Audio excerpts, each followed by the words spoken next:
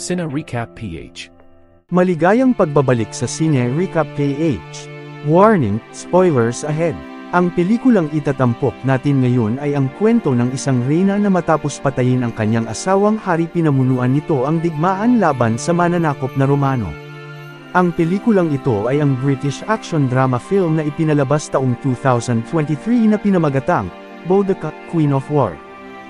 Bago tayo magpatuloy, paki-like ang video at mag-subscribe na din sa channel na ito. Maraming salamat.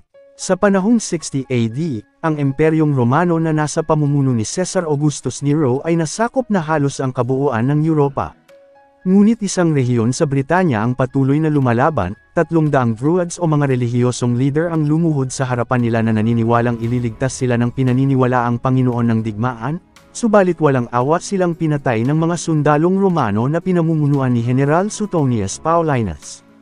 Pagbalik sa Roma, inulat ng general sa emperador ang matagumpay nilang pagpaslang sa mga druids na lumalaban sa Roma, at sinabi ang pinaniniwalaan ng mga ito na isang babaeng mandirigma ang titindig at ang magsasalba sa kanila sa pananakop ng Romano sa Britanya. Dahil dito iniutos ng emperador na ipinagbabawal ang lahat ng babae na magkaroon ng impluwensya at humawak ng anumang uri ng posisyon. Ang lalabag ay mabibigyan ng matinding parusa lalo na sa mga tribo sa Britanya. Samantala, sa probinsya ng Iceni sa Britanya, masayang namumuhay ang reyna sa payak na buhay kasama ang asawang hari na si Prasutagus at ang kanilang 2 anak na babae. Sa kanilang agahan, ibinalita ng kanang kamay ng hari na si Charon ang bagong tagapagpatupad ng batas ng Roma na maaaring maging problema nila sa hinaharap. Abala sa mahalagang usapin ng hari kaya nagpaalam na muna ang reyna upang magtungo sa pamilihan para sa hilig niyang mga pampaganda kasama ang 2 anak. May nagustuhan ang reyna ngunit mabibili lang ito sa labas ng hangganang pangseguridad ng mga Romano, ganun pa man nagtungo pa din ang reyna sa lugar kahit lubha itong mapanganib para sa kanila. Nang makita nila ang mga nakapako sa paligid na takot ang kanyang tagasilbi at pinigilan itong tumuloy, pero tumanggi ang reyna dahil mahalaga sa kanya ang bibilhin at nangakong uuwi din kaagad. Nagtungo na sila sa pamilihan para hanapin ang nagustuhan niyang uri ng pampaganda. Nakita sila doon ng pangkat ng mandirigmang Trinovante at kinilala siyang kanilang reyna Boudica. Nagtataka ang mga bata kung bakit lumuhod ang mga barbaro sa kanilang ina na tinatawag na Boudica. Sinabi ng kanilang tagapagsilbi na bago pa siya naging reyna ng Iceni dati siyang nagmula sa Trinovante at si Boudica ay marka bilang itinuturing nilang Diyos na para sa kanila higit pang makapangyarihan sa emperador. Narinig ito ng isa sa tagasunod ng imperyo ng Roma na iniisip isang kataksilan ang sinasabi nito patungkol sa emperador. Ipinagtanggol ng reyna ang tagapagsilbi at nagbalak ng umalis subalit ayaw siyang pakawalan ng lalaki. Nagalit ang mga barbaro sa ginawa sa kanilang itinuturing na reyna, pinatay nila ito at agarang tumakas. Umalis na din agad ang reyna bago pa dumating ang mga sundalong Romano. Sa kanilang pag-uwi nalaman ni Prasutagus ang nangyari sa reyna sa pamilihan. Pinagbawalan na niya muna itong bumalik doon sa halip magpadala na lang ng tagasilbi kung mayroon siyang gustuhin. Ipinagtataka naman ng reyna ang ibig sabihin ng itinawag sa kanyang Boudica. Sinabi ng hari na isa itong alamat ng Trinovante na pinaniniwala ang babalik ulit upang palayain sila sa mga Romano. Kinabukasan habang nakikipaglaro ang reyna sa mga anak dumating ang hari kasama ang kanyang pinagkakatiwala ang tauhan.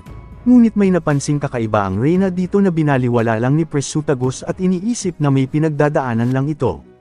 Nang gabing yun ibinigay na ni Prasutagus ang espada sa reyna na nagmula pa noon sa kanyang ama. Ang espada ay matagal nang pinuprotektahan ng mga druids na nagmula pa sa reyna na si Boudica. Nang hawakan ito ng reyna may biglang kakaibang liwanag ang lumabas sa espada. Kahit hindi siya magaling sa paghawak ng sandata ay nagawa niyang makaputol ng napakadali na ang ibig sabihin ay dumadaloy sa kanya ang dugo ng mga barbaro. Isang araw, dumating ang mga Romano sa kanilang lupain kasama ang tagapagpatupad ng batas na si Cates Decianus. Sinalubong ito ng hari bilang kinikilalang siyang isang panauhin at ibinigay ang kanilang buwis para sa Roma. Nagkaroon ng salo-salo para sa pagbisita ng kanilang panauhin, balak ng mga Romano na makituloy muna ng isang gabi na buong loob namang tinanggap ng hari. Pag-alis ng mga Romano kinabukasan, inihayag ni Prasutagus na kailangan nilang maging mabait sa kanila dahil maaari silang mapahamak, ipinahanda niya din ang mga tauhan para sa kanilang paglalakbay. Matapos nito naghanda na si Prasutagus para umalis, hiniling niya sa mga anak na palagi silang manatili sa ina saka umalis. Ilang araw ang nagdaan, tanging ang mga tauhan na lang ng hari ang nakabalik. Galit na galit ang reyna sa nalamang napatay ito na hindi matanggap at pinalabas ang lahat.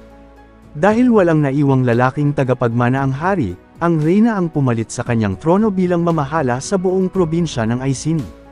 Ngunit dumating ang mga Romano sa oras ng pagtatalaga sa kanya, masaya itong sinalubong ng reyna sa pag-aakalang isa lang itong pagbisita subalit inihayag ni Cates na bilang siya ay babaeng pinuno ang Roma ay hindi siya kinikilala bilang reyna. Nasa batas ng Roma na ipinagbabawal ang mga kababaihan na humawak ng kahit anong kapangyarihan, dahil ito ay krimen kukunin ng Roma ang kanilang buong kaharian at bilang parusa sa reyna ito ay hahagupitin kabilang ang kanyang mga anak. Doon nalaman ng reyna na si Charon ang nagpakanulo sa hari nung araw na napatay ito ng mga sundalong Romano, kasunod nito ay hinuli ang reyna at ipinataw sa kanya ang parusang hagupit habang napapanood ito ng lahat. Matapos itong hagupitin tinatakan siya ni Cates ng marka sa pisngi bilang isa na siyang mababang uri, nang gabi ding yun palihim na sumugod ang mga barbaro upang iligtas ang reyna at itinakas sa mga Romano. Kalaunan ng magising ito, hinanap niya agad ang mga anak pero hindi ito masagot ng barbarian at binigyan na lang siya ng maiinom. Nang hanapin niya ulit sinabi ng barbaro na sila ang mga anak niya na ikinatahimik nito at bumalik sa paghiga, pero dumating doon ang mga anak ng reyna na sobra nitong ikinatuwang ligtas sila. Inihayag din sa kanya ng mga bata na kailangan niyang maging reyna nila, na ang layunin ay pabagsakin ang Imperyong Romano. Ilang araw pa ang nagdaan bumalik na ang lakas ng reyna, napanood niya ang mga anak na nagsasanay sa labas at nilapitan ito ng barbaro upang alamin kung mayroon siyang kailangan ngunit wala itong ibang hangad kundi makasama lang ang mga anak. Inihayag ng mga bata sa ina na siya ang napili para maging reyna ng Trinovante na tungkulin ay pagsamasamahin ang mga tribo upang labanan ang mga Romano. Dahil dito nagsanay si Boudica para sa kakaharapan nilang laban, may dumating namang mandirigma at tinuruan siya ng tamang paghawak ng espada. Ibinigay din sa kanya ang pagmamay-ari niyang espada na nakuha nila sa mga Romano. Ikinalungkot ng reyna na makita ulit ito dahil naaalala niya ang hari. Ngunit dumating doon ang pangkat ni Wulfgar na minamaliit siya bilang kanilang magiging tagapagligtas, inihayag ng reyna na hindi siya ang pumili para doon. Inalam ni Wulfgar kung anong kakayahan niya para mamuno dahil hangad niya din sana ang kapangyarihang pamunuan ng Trinovante, walang ibang sagot ang reyna kundi sinabi nitong siya si Boudica. Masyado din siyang minaliit nito sa hawak niyang sandata dahil makaluma na ang ginagamit niyang espadang tanso. Kinuha ito ni Wulfgar at binali saka itinapon sa ilog habang pinagtatawanan siya ng lahat. Pero hindi nagpatinag si Boudica na agarang hinabol ang espada. Inaalala ng mga barbaro na baka malunod ito sa lakas ng agos ng ilog pero laking gulat nilang nagbalik ang reyna dala ang espada at sa di maipaliwanag buo pa din ito. Ipinakita ni Boudica kung gaano ito katalim na ikinagulat ng lahat ang ginawa niya, napahanga si Wulfgar sa nasaksihan kaya kinilala na niya itong kanilang reyna.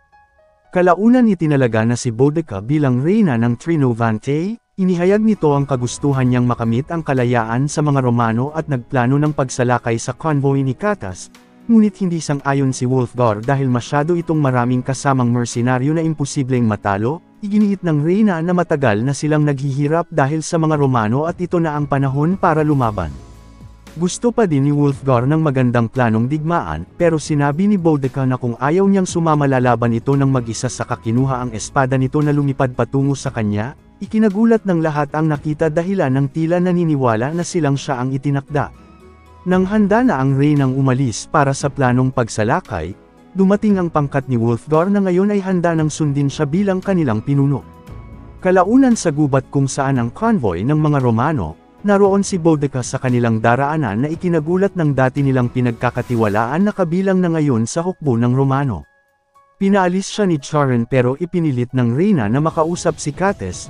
Tinawag na niya ang tagapagpatupad ng batas ng Roma at nagkaharap ulit sila ng reyna. Siningil siya ni Boudica sa pagkakautang nito ng buhay sa ginawa sa kanila. Doon na din nagsimulang sumalakay ang mga barbaro habang napatay ng reyna si Cates. Nagkaroon ng matinding labanan sa gubat sa pagitan ng mga sundalong Romano at barbaro, pero wala ni isang nakatakas sa mga Romano hanggang sa nagawa silang mapatay ng mga ito sa pagtutulungan ng lahat. Matapos ang labanan nahuli ng mga tauhan ng reyna ang dati nilang katiwala, galit na galit itong pinatay ng Reyna sa ginawa niyang pagtataksil noon sa kanila, inawat na din ito ni Wulfgar upang ihayag kay Boudica na panalo na sila. Pero sinabi nitong hindi siya titigil hanggat hindi maubos ang mga Romano at inihayag na salakayin ng Camillus ang bayang okupado ng Roma. Nakita ni Wulfgar na talagang seryoso ang Reyna kaya hindi na siya tumutol at isinama si Boudica sa konseho ng mga Druids para hingin ang kanilang basbas upang magwagi sa digmaan. Kasunod nito nagpakita ng interes si Wulfgar sa Reyna, ngunit hindi ito pumayag dahil ang hari lang ang tanging mamahalin niyang lalaki. Paglabas ni Wulfgar sinabi ng matandang Druids na malayo na ang narating niya na hinarap mag-isa ang mga pagsubok sa kanyang buhay. Nalaman ni Boudica na patay na pala ang mga anak niya at espiritu na lang nila ang kanyang nakakasama. Lumabas ito na tila wala sa sarili na agarang tinulungan ni Wulfgar, nang makumpirma niyang totoo ngang wala na ang mga anak hindi niya kinaya ang nalaman. Nang magising ito nagpakita ulit sa kanya ang mga anak na alam na niya ngayon na isa na lang silang espiritu, pero pakiramdam niya para pa din silang buhay dahil nararamdaman niya ang mga ito.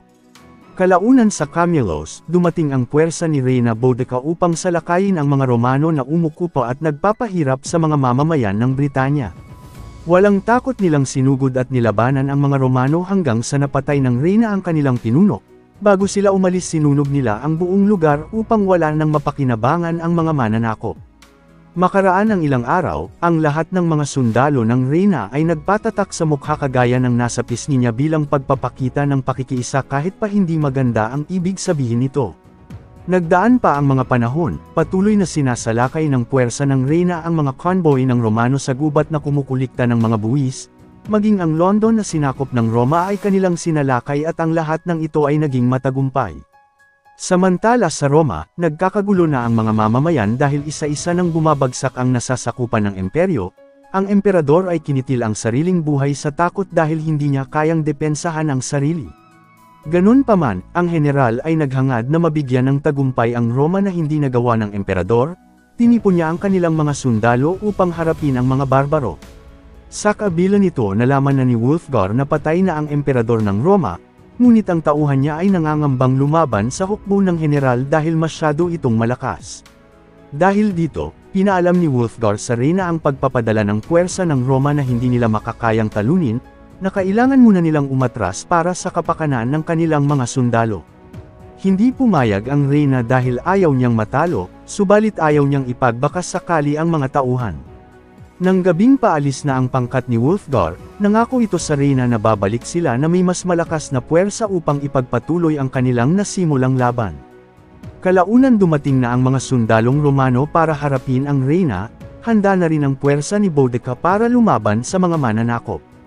Bago ang lahat inihayag niya sa lahat na hindi sila lumalaban para maibalik ang kanyang kaharian, ang gusto niya lang ay wakasan na ang mga Romanong nagpapahirap sa kanilang lahi at lumaban hanggang sa kamatayan. Matapos nito ay nagsimula ng sumugod ang puwersa ng Reyna kung nasaan nag-aantay ang mga sundalong Romano, subalit may nakahanda palang patibong ang mga ito na mahiwalay ang Reyna sa mga tauhan at sinimulang pinagpapatay.